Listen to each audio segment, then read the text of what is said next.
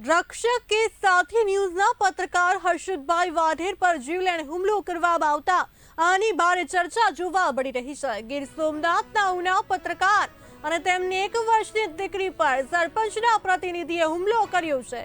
કાપટ ગામે સરકારના નિયમોનું ઉલ્લંઘન કરી માટી કાઢવામાં આવી રહી હતી તે સમાચાર પ્રકાશિત કરવા બાબતે હુમલો કરવામાં આવ્યો હોવાની પ્રાથમિક માહિતી મળી છે। ગીર સોમનાથ જિલ્લાના કાપટ ગામે સુજલામ સુફલામ યોજના હેઠળ ખોદકામમાં ગેરરીતિ થતી હોવાની રાવ ગ્રામજનો દ્વારા રક્ષક કે સાથી ન્યૂઝના પત્રકાર હર્ષદભાઈ વાઢેરનો સંપર્ક કરતા તેઓ સ્થળ પર જઈ જોઈને માહિતી મેળવી હતી। ત્યારબાદ ન્યૂઝ પ્રકાશિત કર્યા હતા। જો પત્રકારો પર હુમલો થઈ રહ્યો છે તો આમ જનતા સુરક્ષિત છે કે કેમ તે એક મોટો પ્રશ્ન રહેલો છે। અમારી દીકરી છે, હું પત્રકાર તરીકે કામગીરી કરું છું। આજે ઘણા વર્ષોથી પત્રકારિત્વમાં જોડાયેલો છું।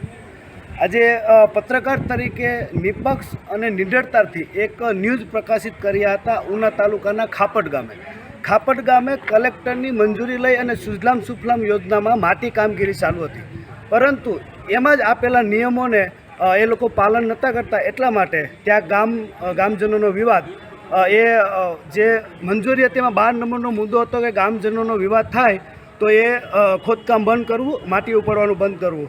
એથી ગામ લોકો ત્યાં વિવાદિતમાં ગયા અને મને રિપોર્ટિંગ કરવા માટે ન્યૂઝ પ્રકાશિત કરવા માટે બોલાવેલો।